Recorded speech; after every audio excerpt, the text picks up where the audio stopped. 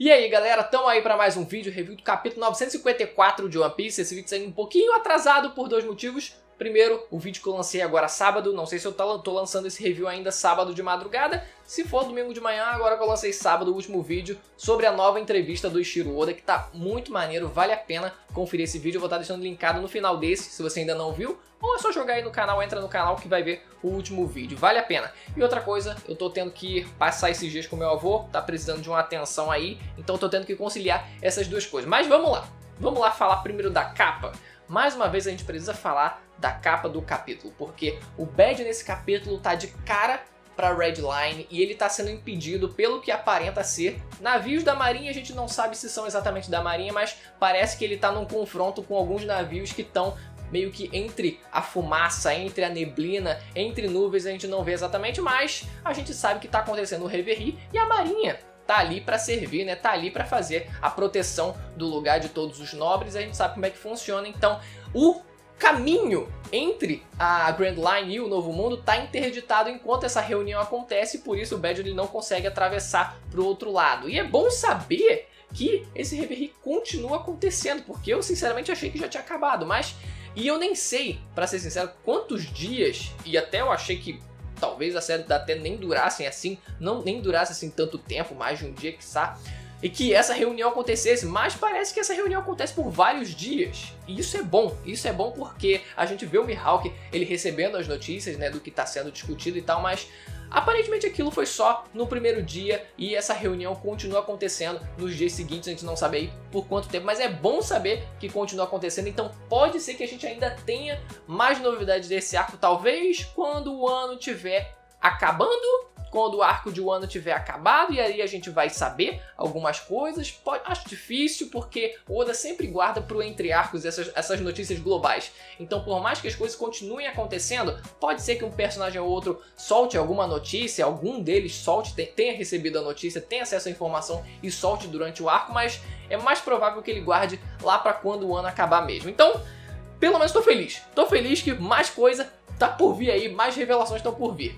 Mas vamos lá falar desse capítulo, galera. A primeira informação que a gente já tem logo de cara, logo pra explodir de vez, é que o Oden na verdade usava duas espadas. Ele não usava só uma espada, que era a Ema, ele usava duas espadas. E isso é uma bomba, na verdade, porque isso primeiramente justifica de forma um pouco mais razoável o corte, né, o formato do corte que ele causou no Kaido, que foi um formato de X. Claro que uma espada só, com um cara que vai lá e dá um corte sequencial, né, dá dois cortes sequenciais, também seria plausível da cicatriz ter a formatação de X. Só que não, eram realmente duas espadas e ele foi lá e...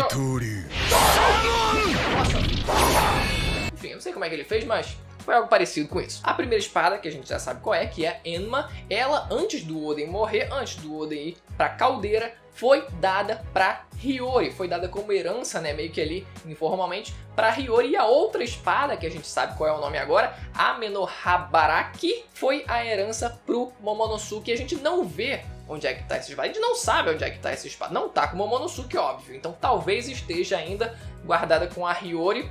Vamos supor que, né? Não, acho que não tá com ela não. Será que tá? Mas o que a gente sabe é que essa espada, no folclore japonês, ela foi usada por Susanoo para matar Yamata no Orochi, na lenda, no folclore japonês. Então, é óbvio que essa vai ser a espada que vai ser usada para conseguir finalizar o Orochi. O que é curioso, porque essa espada é a herança do Momonosuke.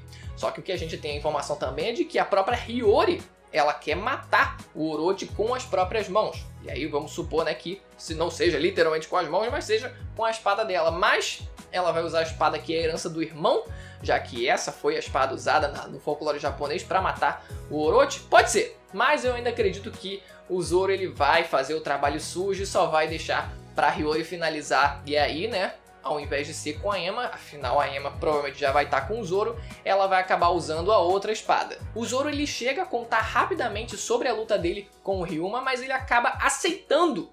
Ele aceita trocar a espada dele, a Shusui, pela Ema. Tudo bem, não tem aquele valor emocional que a Wado Shimonji tem pro Zoro. Aquela ali, ele não vai se desfazer nem por um caralho. Nada vai fazer ele se desfazer daquela espada. E eu acredito fortemente que se o Zoro ele for fazer com que uma espada dele se torne uma espada negra, vai ser essa. Vai ser a Wado Ishimon, primeiro porque ele tá desde criança com aquela espada, desde que ele recebeu quando criança aquela espada. Então, meu amigo, se alguma for ficar preta, vai ser aquela. E outra coisa também, e se a Ema for melhorada? E se a Ema for uma das 12 de grau supremo? Ô, meu irmão, pode trocar à vontade, meu amigo. Essa aí é melhor que a minha. É agora. Só que aí fica ainda o impasse da Sandai Kitetsu, que eu ainda acredito. Eu ainda acredito que ela vai ser trocada pela Nidai Kitetsu. Esquece essa de que a Sandai Kitetsu vai ser passada pro Momonosuke, a não ser que ele use 2 espadas. Mas a parada é que, no vídeo passado, eu sugeri a teoria e a hipótese aí do meu brother Willy, ele falou, pô, eu acho que a Sandai Kitetsu vai ser passada do Zoro pro Momonosuke pra ele usar uma espada aí, já que ele é herdeiro de Wano e tal, ele precisa de uma espada. Só que nesse capítulo, uma semana depois, já tem a revelação de que, na verdade, ele já existe uma espada que foi herança para ele do próprio pai. Então ele já tem uma espada destinada a ele. Só que fica aí o impasse da Sandai Kitetsu. Então, o que vai acontecer com ela? Eu acredito que ela vai ser trocada pela Nidai Kitetsu, com certeza. E depois, quando ele derrotar o Gorosei, ele vai pegar a porra da Shodai Kitetsu. Indo mais adiante, num outro cenário, a gente vê o LoL simplesmente humilhando o Hawkins. Ele simplesmente humilhou. Assim, não tem nem o que falar, cara. Não foi triste. Foi triste porque, pra mim, o Hawkins, se bobear, era o Supernova, era o meu Supernova favorito. Porque a habilidade dele é muito interessante. A habilidade dele é muito interessante, cara. A habilidade de previsão, de fazer os bonecos voodoo. Só que, porra, fica nessa de... eu uso 10 bonecos só a vida inteira, sabe? Tipo, um personagem que mal cresceu. Ele, assim, no começo do arco, ainda pregou o Zoro ali. É engraçado que a fraqueza do Zoro parece ser pregos e cruzes, né? Bem curioso, isso me lembra alguma pessoa. Mas mesmo tendo apresentado essas habilidades novas, depois acaba que... brochei. Confesso pra vocês, brochei com esse personagem. Mas enfim, o maluco tá lá, pedaço de cima, pedaço de baixo, ensanguentado. O maluco tá todo estoporado, se tremendo todo. E o que ele diz é que o Apu, ele traiu eles desde o começo, porque o Apu ele já fazia parte do bando do Kaido. E aí eu fico pensando, o Apu ele falou que ia estar por lá e o Kaido falou, tá bom, eu vou lá tentar convencer esse pessoal aí e tal, e se eles não aceitarem, a gente simplesmente esmaga eles. E aí ele aproveitou e fez uma viagem pela Ilha do Céu e aí pulou lá de cima para fazer uma entrada triunfal. E ele diz que as chances de fuga dele naquela época eram de 0. E aí já começaram a fazer as comparações. Porque quando foi no arquipélago, o Hawkins ele disse que a chance de fuga dele pro Kizaru era de 12%. Então o que isso significa? Que um almirante equivale a 88% de um Yonkou. Já começaram a fazer a matemática, aplicar a probabilidade, a regra de 3 na parada. Eu fiquei, mano, mesmo que isso fosse verdade, mesmo que o Kizaru ele fosse 88% do Kaido, eu ainda ficaria satisfeito. Eu conseguiria viver com isso de forma até tranquila, não me queixaria muito não. Mas eu vou me queixar sim. Porque depende muito do contexto. Porque quando a gente fala de vitória, as chances de vitória eram 0 em ambas as situações. Tanto pro Kaido quanto pro Kizaru. Óbvio, o Hawkins nem tinha hack. Ele tem hack hoje em dia? A gente nem sabe. Então, enfim, também não conseguiria fazer nada com o Kaido. Mas as chances de fuga a gente tem que considerar aí os detalhes, os poréns, porque tem aquilo, né? Lá no arquipélago era muito mais gente. Era, por exemplo, um contexto onde o Kizaru estava atrás primordialmente do Luffy, né? Então ele precisava achar o sobrinho dele, o Sentomaru, que na verdade não é sobrinho, é só forma de expressão aí. Então tinham outros fatores a mais lá no arquipélago que fazia com que a fuga dele até ficasse um pouco mais provável do que contra o Kaido. E depois, quando o LoL ele sai da cela, aparece uma silhueta e essa silhueta até tá deixando ele fugir. Mas é óbvio que é o Drake liberando ele e, cara, já dá indícios. O Drake obviamente vai também se aliar a essa aliança. Outra coisa que esse capítulo deu uma passagem de tempo enorme, que eu falei, meu Deus, eu não acredito. Eu sinceramente não acredito, porque numa página a gente tem dizendo que faltam 6 dias para o ataque.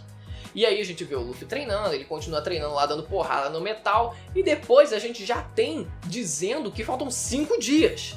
Mas meu Deus, não é possível, tá muito rápido isso. Não é um... o que tá acontecendo? O que eu acho que aconteceu é que o Oda ele jogou todos os acontecimentos... Todos não, né? Mas a maior parte dos acontecimentos pro primeiro dia, né? Pra quando faltavam 9 dias, que ficou, e caraca, mas se eu botar tudo agora, vai ficar o resto dos dias sem ninguém ter que fazer nada, porque todo mundo já fez tudo. Então ele aproveitou e deu uma corrida com esses dias aí, reduzindo para 2, reduzindo na verdade em 2 para 5 dias, meu irmão.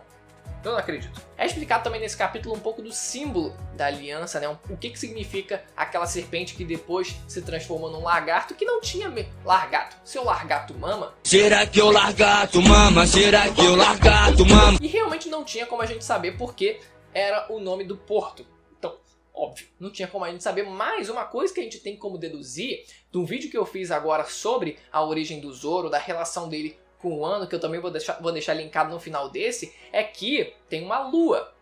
Tem uma lua nesse símbolo. E a gente sabe que a palavra Shimotsuki significa lua gelada. Olha aí o clã Shimotsuki aparecendo novamente. E no final do capítulo, novos personagens foram apresentados, ou semi-apresentados, a gente só viu a silhueta deles, mas eles são chamados de numbers, ou seja, os números. E a gente tem que lembrar, obviamente, que todo o bando do Kaido, a maior parte do bando dele, é composta de números de baralhos, né? A gente tem o Queen, o Jack, o King. A gente tem, por exemplo, o Doflamingo, que era o Coringa. Teve o bando do Doflamingo também, que tinha a temática de cartas. Pode ser que o Ace tivesse alguma relação com o Kaido antigamente. Por coincidência, o nome dele era Ace, mas vai que né? Eu ainda acredito fortemente que isso possa ser verdade. Mas ok. Mas esses numbers, eles têm uma aparência enorme. Eles, bichos, são gigantescos. E eu fico, mano, mas peraí. Eu não acho que eles sejam smiles, porque as smiles elas são completamente defeituosas e eles não aparentam ser defeituosos. Eles não aparentam ter uma cabeça de leão saindo do braço, ou uma cabeça de hipopótamo saindo da perna, ou uma cabeça de cavalo saindo da barriga. Eles não aparentam ser assim. Eles aparentam ser realmente figuras animalescas, demoníacas, mas que são majoritariamente gigantescos, mas gigantescos para um caralho. Eu não sei exatamente o que eles são, mas eles não são pequenos. E o que a gente tem que lembrar também é que a gente teve o Scott, se eu não me engano o nome dele é Scott, que ele tinha o número 18 no braço e ele é um subordinado do Kaido. E eu queria lembrar de um outro personagem que tem um número gravado no corpo, que é o próprio Chinjao. Ele tinha o número 12 gravado na cabeça e até hoje eu fico com isso na minha cabeça. Eu fico, mano, não é possível que esse cara não tenha ou tivesse alguma relação com o país de Wano ou, mais especificamente, né, com o próprio bando do Kaido. Eu ainda fico com isso atrás, pode ser que a gente tenha isso sendo revelado mais pra frente, que ele talvez no passado tivesse alguma relação com o bando. E a última coisa, que quando lançou o spoiler daquela imagem, eu não tive como não rir, porque foi uma imagem, cara, que todo mundo já esperava, algumas pessoas não esperavam, mas cara, com esse papo de que vamos formar uma aliança, vamos ser como nos velhos tempos, né? Aliados como nos velhos tempos. Então isso já estava sendo premeditado. Em alguma hora eles iam se aliar, mas quando a imagem lançou do spoiler, eles dois abraçados assim, foi muito espontâneo, foi muito, cara, não teve como não achar engraçado. Não teve como não achar engraçado. Foi a melhor imagem do capítulo. Foi a melhor imagem do capítulo, os dois se unindo e os dois já limpos. Os dois já limpos, depois da surra de piroca que a Big Mom levou e depois da surra de xereca que o Kaido levou, os dois foram lá, tomaram um banho e estão limpos em folha novamente. E com isso a gente tem finalmente, e muito provavelmente, o retorno dos Piratas Rocks. Porque esse provavelmente é o maior inimigo de todos os tempos, o maior inimigo que o bando já viu. Muito provavelmente é isso, porque não tem como um oponente, por mais que o bando tenha enfrentado o Kizaru, tenha enfrentado o Sentomaru e até mesmo o Pacifista juntos, não tinha como. Isso não tem como superar dois imperadores e todo o seu poderio militar. Não sabemos se esse bando tinha algum capitão, se esse capitão ele foi preso, se o capitão já morreu, se o capitão era o próprio Kaido, se o capitão era a própria Big Mom. Kaido acho que não faz muito sentido, né? Ele é mais novo. Mas aí no caso a Big Mom era a capitã, se o caso o Barba Branca fizesse parte do bando, não sabemos, não sabemos. O que a gente sabe é que o Garp deu fim a esse bando provavelmente batendo no capitão e depois o bando se destituiu, como geralmente acontece, assim como aconteceu com o bando do Roger. Então pode ser que, se a gente for ver a cara do capitão desse bando no passado, pode ser que seja só como uma lembrança mesmo e que ele não seja um personagem atuante mesmo nesse arco de Wano e acabe ficando centrado mesmo no próprio Kaido e a Big Mom. Mas é isso, galera, espero que você tenha gostado do vídeo, deixa o like se você gostou, se inscreva no canal se você não conhece, tem sempre vídeo de One Piece aqui no canal. Aliás, essa semana tem muito vídeo de One Piece, e ativa também o sininho para receber as notificações dos próximos vídeos, beleza? Vou ficando por aqui, até a próxima, tchau!